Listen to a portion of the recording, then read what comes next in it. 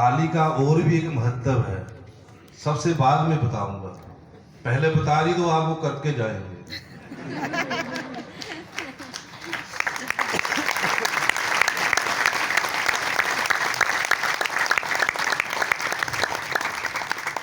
हर एक झील में कमल खिला नहीं करते और हर एक सीप में मोती मिला नहीं करते।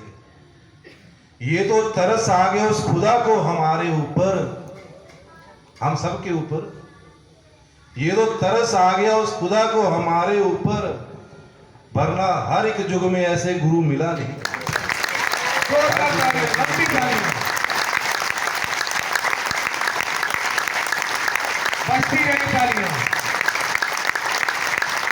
बोले सतगुरुदेव महाराज की, अखंड धूणे की, ब्रह्मचारी जी महाराज की। बड़ा दुर्लभ है, बड़ा दुर्लभ है ऐसे पूज्य गुरु महाराज का मिलना, बहुत दुर्लभ है, जिन्होंने अपनी तपस्या के द्वारा हमें तार दिया। पर हमारे में वो पात्रता होनी चाहिए, हमारे में वो योग्यता होनी चाहिए। जितना हम चादर फैलाएंगे उतना हम पाएंगे, जितनी चादर सिकोड़ेंगे उतना कम मिलेगा। गुरुर आज्ञा अविचारणीय,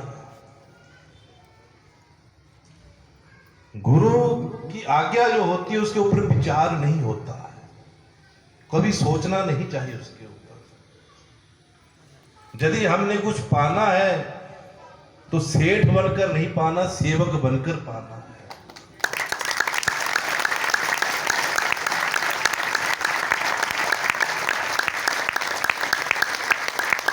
रामचरितमानस में तुलसीदास जी कह रहे हैं कि सेवक सेभ्य भाव बिनु, सेवक सेभ्य भाव बिनु भवतरे नौरगारी। कि हे गरुड़ जी, सेवक का भाव लिए बिना मैं सेठ बनकर गुरु महाराज के पास जाता हूं, तब मैं इस भव सागर से पार नहीं हो सकता। मैं अपने आप को बड़ा मानता हूं, मैं अपने आप को सेठ मानता हूं, और मेरे में वो भाव नहीं है जो एक सेवक के होने चाहिए।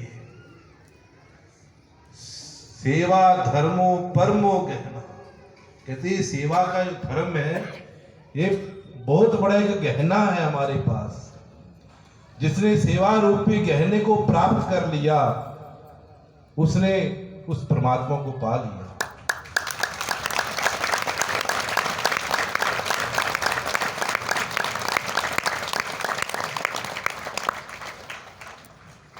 सेवा करना आसान नहीं है, बड़ा कठिन है। आदमी भजन कर लेता है, माला फेर लेता है, कुछ दान पुण्य कर लेता है, पर जब सेवा का समय आता है तो आदमी चूक जाता है। सेवा के लिए तो समर्पण होता है, समर्पण, अपने आप को समर्पण करने का। मेरा कुछ नहीं है, जो कुछ भी है आपका है, मेरा कुछ नहीं है। इसमें सेवा में कोई इच्छा नहीं होती है, कोई फल की कामना नहीं होती है कि गुरु महाराज मुझे भी देखे तब मैं सेवा करूं, ऐसा भाव नहीं होना चाहिए।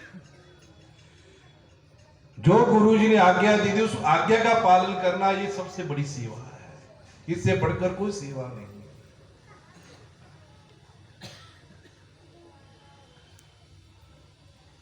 भगवान श्री कृष्ण के गुरु श्री सांदीपनी ऋषि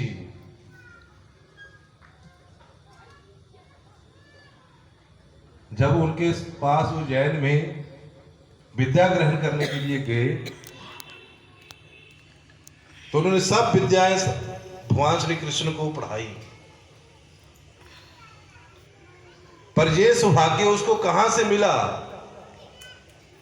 श्री सांदीपनी ऋषि को, जो परम पिता परमात्मा है, पर ब्रह्म है, अविनाशी है, अनित्य है, उनको विद्या ग्रहण करने का सौभाग्य सांदीपनी ऋषि जी को मिला है। क्यों मिला? क्योंकि जब सांदीपनी ऋषि स्वयं गुरुकुल में अपने गुरु महाराज से विद्या प्राप्त करते थे तो अनेक शिष्य थे उनके गुरु महाराज जी के अनेक शिष्य थे जो विद्या ग्रहण करते थे उनके पास।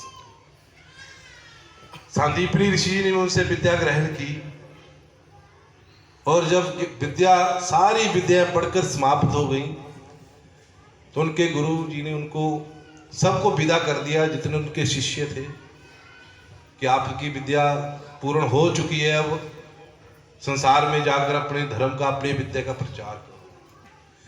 तो सांदीपनी ऋषि के साथ जितने भी उनके विद्यार्थी थे, उनके गुरु भाई थे, वो सब अपनी अपनी आज्ञा लेकर चले गए। पर सांदीपनी ऋषि जी अपने गुरु जी के पास रहे, वो नहीं जा रहे थे।